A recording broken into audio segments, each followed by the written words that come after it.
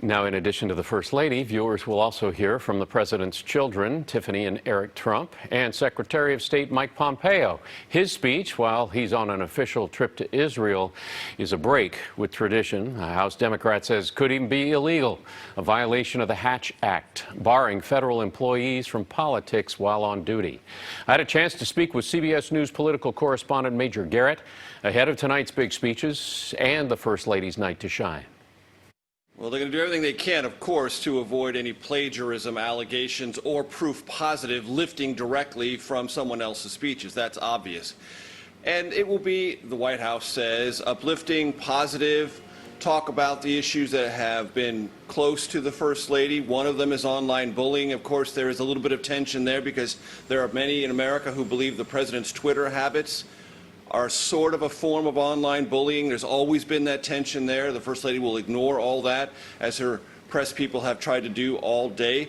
Well, the other interesting things about the speech is not what's in it, but where it is, in the confines of the Rose Garden. Now, the Rose Garden has been reimagined and redesigned by the First Lady and finished just before this speech is being delivered. It's a tidy coincidence, to be sure. The White House insists they have nothing to do with one another.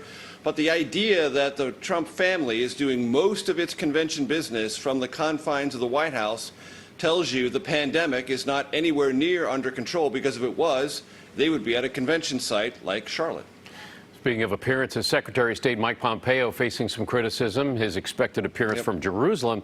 So, in fact, the House now investigating. Talk about the issues of mixing diplomacy with the politics.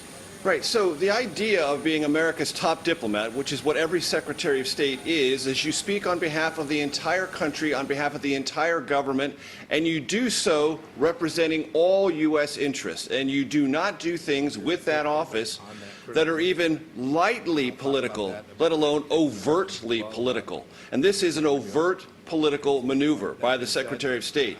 But like the Trump presidency itself, it essentially looks at previous norms and says, I don't accept them, they don't apply to me, and the country can figure out whether it likes it or not. Well, that's part of the Democrats' argument. We heard all last week. These norms are being shattered, and that's a danger sign. Well, the Trump administration, with this move, is saying, you know what? They're probably right. You decide if you like it or not.